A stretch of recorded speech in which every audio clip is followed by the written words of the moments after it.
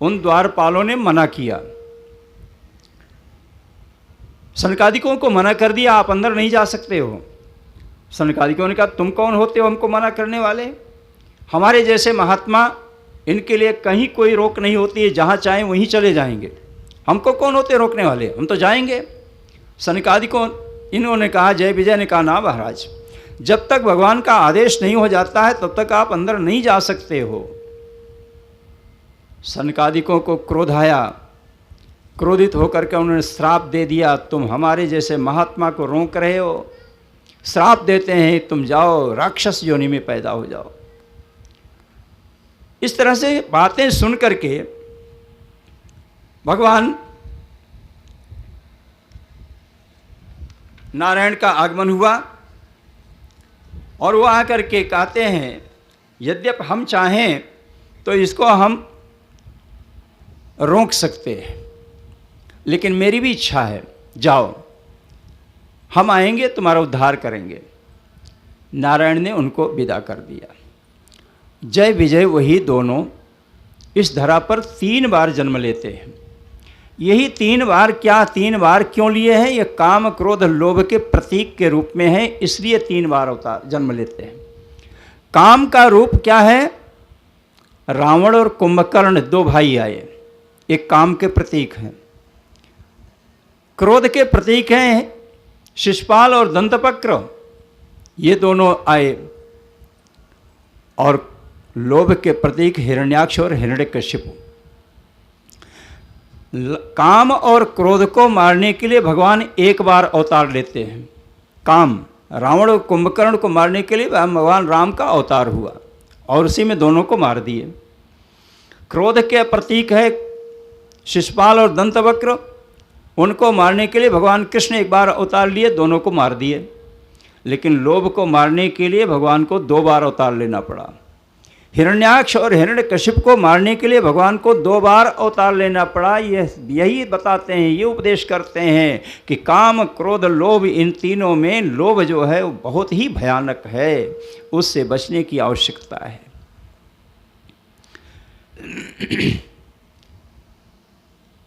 कश्यप की 2 पत्नियां हैं, एक का नाम दिति, दूसरी का नाम अदिति। दिति से पैदा होने वाली संतान को दैत्य कहा जाता है और अदिति की गर्भ से उत्पन्न होने वाली संतान को आदित्य माने देवता कहा जाता है। एक बार दिति ने कहा कश्यप जी से, भगवान मेरी इच्छा है कि मुझे एक पुत्र की प्राप्ति हो जाए, पुत्र हमें चाहिए। कश्यप जी ने कहा, देवी देखो, ये सायंकाल का समय है, गोधूलि की बेला है, गोधूलि की बेला में भगवान की आराधना करनी चाहिए, काम के वश में नहीं होना चाहिए। उस समय पर तो केवल भगवान की आराधना करनी चाहिए। इसीलिए उपदेश किया जाता है कि अपने घर के दरवाजे को सायंकाल गोधूलि की बेला में खोल देना चाहिए, घर के दरवाजे पर दीपक जला करके रखना चाहिए। और आज का पढ़ा लिखा सभ्य समाज क्या करता है, दिन भर तो कम करते हैं और सायंकाल का जब समय हुआ तो अभी तो सामान कुछ खरीदना है तो घर में ताला बंद कर दिया, चले गए सामान खरीदने के लिए, दुकान करने के लिए। ये पढ़ा लिखा सभ्य समाज है। लेकिन शास्त्र क्या निर्णय देता है? शास्त्र का कथन है कि सायंकाल के समय में घर के दरवाजे को खोलकर दरवाजे पर दीपक जला करके रखना चाहिए और उस दरवाजे पर पैर नहीं रखना चाहिए, कभी भी चौखट पर पैर नहीं रखना चाहिए। लेकिन कितने लोग हैं जो उसी पर बैठने का ही प्रयास करते हैं, उसी पर बैठते हैं। ये बहुत बड़ा गलत व्यवहार है, उसको प्रणाम किया जाता है।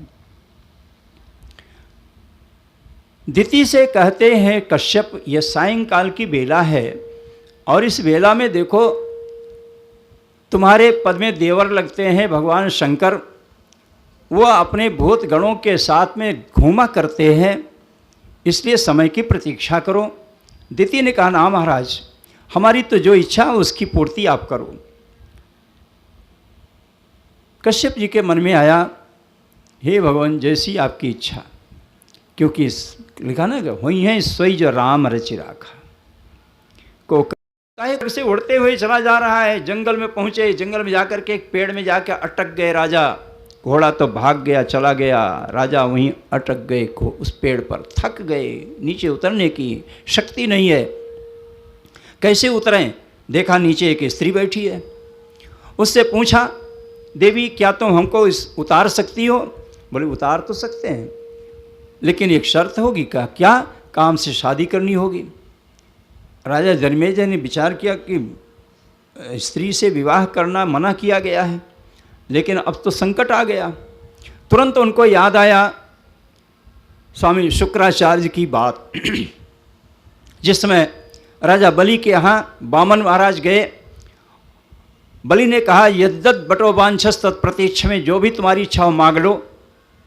तो इन वामन महाराज मांगा क्या? 3 पग भूमि। काम को कुछ नहीं चाहिए, 3 पग भूमि दे दो, अभी मैं अपने पैर से नापूंगा।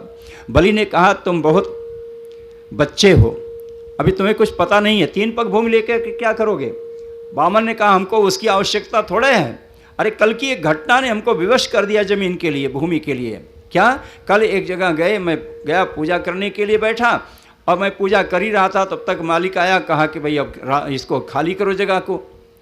तब हमारे मन में आया कि यहाँ तो हमको अपनी पूजा करने के लिए एक भूमि होनी चाहिए, तो 3 पग भूमि पर्याप्त है, इतना ही चाहिए।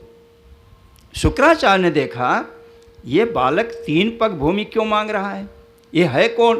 ध्यान किया तो उनको सब पता लग गया, ये तो नारायण है। मना किया बलि को, कहा राजन ये तुम्हें सब कुछ ले लेंगे, तुम्हारे पास कुछ रह ही नहीं जाएगा।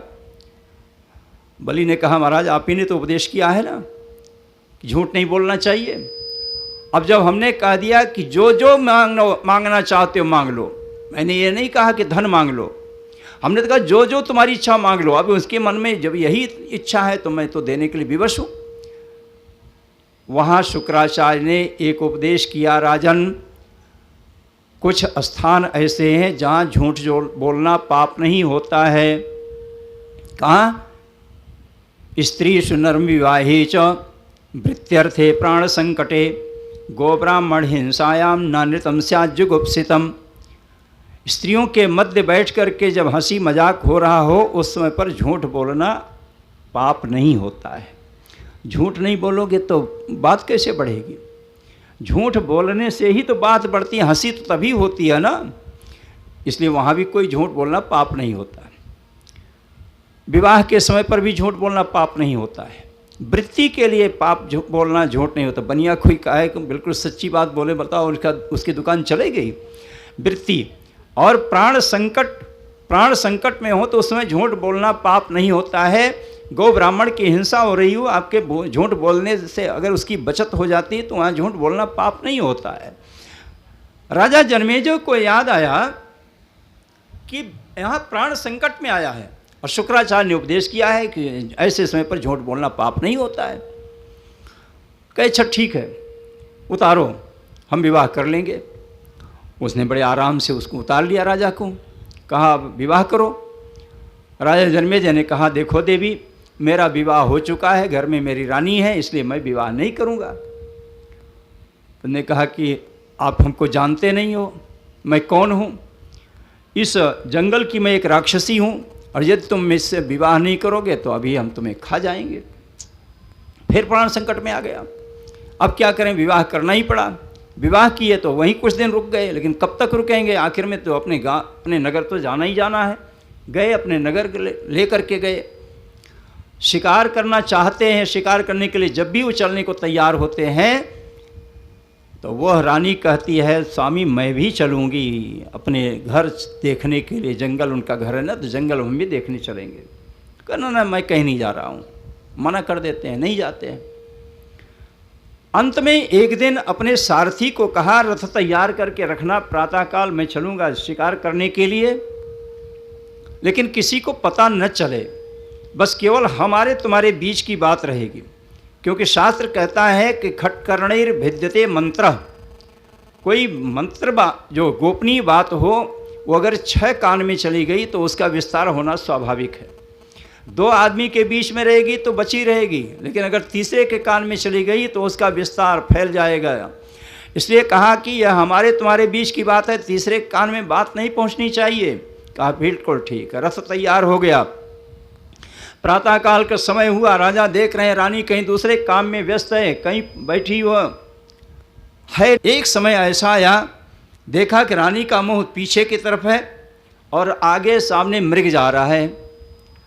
बस बाण तो चढ़ा हुआ है, प्रतिनिधि को छोड़ दिया। जैसे ही छोड़ा तैसे वो रानी कहती वो जा रहा शिकार, अब क्या करें। छूट गया बाण। बाण जा कर के महात्मा के शरीर में लगा। महात्मा चिल्लाए। राजा जन्मेजय भाग करके उस जहाँ से आवाज़ आई वहाँ पहुँचे। वहाँ जा कर के देखा महात्मा के शरीर को, बड़े दुखी हुए और जाकर के क्षमा याचना करते हैं, भगवान मैंने अनजाने में मुझसे ये अपराध हो गया, क्षमा कर दो। महात्मा ने कहा चाहे जान से किए हो चाहे अनजान से किए हो, मेरा तो प्राण जा रहा है, इसलिए मैं तुम्हें श्राप देता हूँ, तुम कोढ़ी हो जाओ। कोढ़ हो गया। वो कोढ़ शरीर लेकर के कहाँ जाए अब। वेदव्यास जी फिर आए और आकर के कहा बचने का उपाय बताया था। बचे, कहा महाराज अब बताओ अब क्या हो सकता है। कहा अब भी उपाय है, ये तुम्हारा कोढ़ दूर हो सकता है। बोले बताओ महाराज, तो दूर कर दो ना। तो कहा इसके लिए तुम्हें महाभारत की कथा सुननी होगी। उनका शरीर केले के पत्ते से ढका गया और वेदव्यास जी महाभारत की कथा सुनाने लगे। एक जगह सफ़ेद दाग बना हुआ है। वेदव्यास जी ने कहा अभी कौन संदेह रह गया। कहा महाराज कोई संदेह नहीं रहा। कहा झूठ बोल रहे हो, तुम्हारा शरीर बता रहा है कि तुम्हें एक जगह पर कहीं संशय बना हुआ है। जन्मेजय ने कहा महाराज संशय नहीं, वही एक झूठी बात आपने कही। कही कौन सी झूठी बात मैंने कह दी। कहा वही हाथी वाली। वेदव्यास जी ने प्राणायाम किया, योग के प्रभाव से देखा नीचे हड्डियां गिर रही, हड्डी। वेदव्यास जी ने पूछा बताओ ये किसकी हड्डी है। बोले ये हाथी की हड्डी दिख रही है। कहा ये वही हाथी है जो महाभारत काल में भीम ने फेंका, वायुमंडल से ऊपर चली गई। वायुमंडल से जो वस्तु ऊपर चली जाती है वो नीचे नहीं आती है। वायुमंडल से ऊपर चली गई फिर वो नहीं आई। अगर ये बात वहाँ पूछ लिए होते, संशय निराकरण हो गया होता, तो आज तुम्हारा ये संशय, तुम्हारा ये कोढ़ नष्ट हो गया होता। लेकिन होइए सोई जो राम रचि राखा। हमने भी विचार किया था इस कथा के माध्यम से संसार के जीव के, प्रत्येक जीव के मन के अंदर के बैठे हुई संशय रूपी कोढ़ को दूर करने का, लेकिन नहीं हो पाया। आज हर व्यक्ति, कोई भी व्यक्ति काम करने के लिए चलेगा तो उसके मन में एक संशय जरूर बना रहे, पता नहीं सिद्ध होगा कि नहीं होगा, सफलता मिलेगी कि नहीं मिलेगी।